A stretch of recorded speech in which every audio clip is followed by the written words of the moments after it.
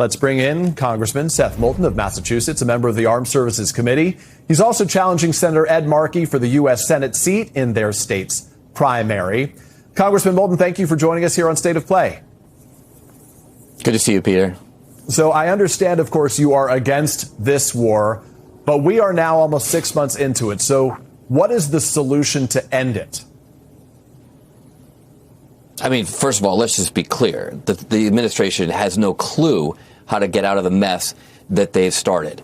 This is what I would do. I would say, first, you've got to stop the violence immediately. And that takes initiative from us, not just from the Iranians. Every time we hear Trump up there saying, the Iranians are begging for peace, the reality is he's begging for peace.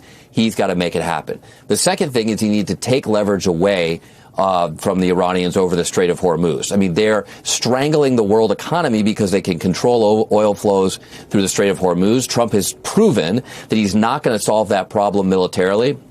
If he wants to get a good negotiation, then he's got to take leverage away, so ship the oil north. And then third, we've got to get back to actually empowering the moderates in the Iranian regime. See, there's this alternate history we never talk about, which is that if we had just pursued the Obama nuclear deal, kept it in place, and even if Trump had come into office and said, you know what, it's a terrible deal, but I'm going to build on top of it, rather than tearing it up, then every time we make a deal like that with the Iranian government, it empowers the moderates in Iran, the people who actually are closer to the Iranian people, the pro-American folks there, and that's how ultimately you end this problem for good. Let me ask you specifically about the USS Abraham Lincoln. You heard MS Now's reporting from my colleagues Priya Sridhar and Lindsay Pipia about the supply shortages, the requirement ultimately that supplies be shipped in from the Indian Ocean instead of from the base that was targeted and hit during this war in Bahrain right now. You're on the Armed Services Committee. How will you hold this administration accountable? I mean, watch how I've held Pete Hegseth accountable every time he's come before my committee. It is absolutely critical that we don't let these guys off the hook. I mean, Hegseth should be fired immediately, but even if he is fired, he needs to be hauled back in before Congress to answer what the hell has gone on with this war. Who started it? You know, how did we get into this mess? How did you not figure out just basic stuff like the fact that Iran would probably close the Strait of Hormuz if you tried this kind of military adventurism? And then look at how they just utterly have no plan to deal with the consequences. I mean, it's actually made our national security much worse in that part of the world. That's why the Abraham Lincoln couldn't pull into a port that previously was safe for American troops.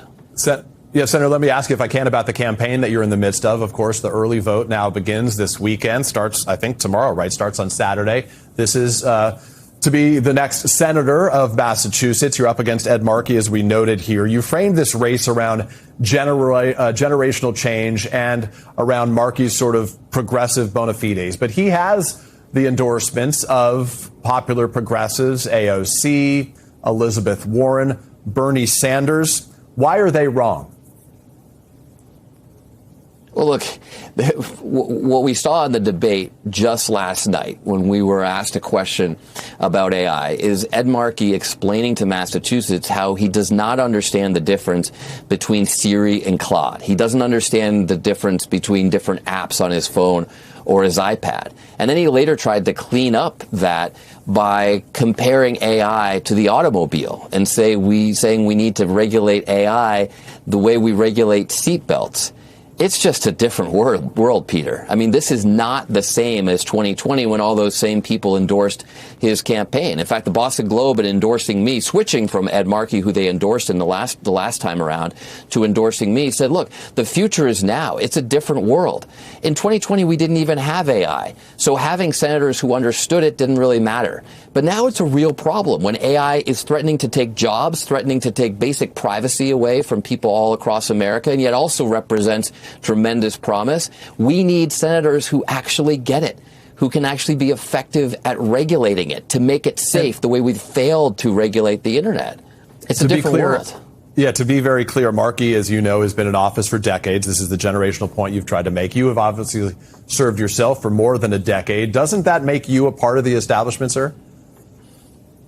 I mean, look, if I were running against someone who'd never been in Washington, you could make that argument. But I'm running against someone who's been in Washington for 50 years. He's been elected longer than I've even been alive, Peter. And he's 80, which means that at the end of his next term, if he were to get reelected, he would be closer to 90 than to 80. I think it's time for the generation that grew up with the internet and is going to have to live with decades for AI to make the decisions about our future. One quick question. If Democrats win the Senate, will you support Chuck Schumer as the next majority leader? Absolutely not. And that's another big difference between myself and Ed Markey.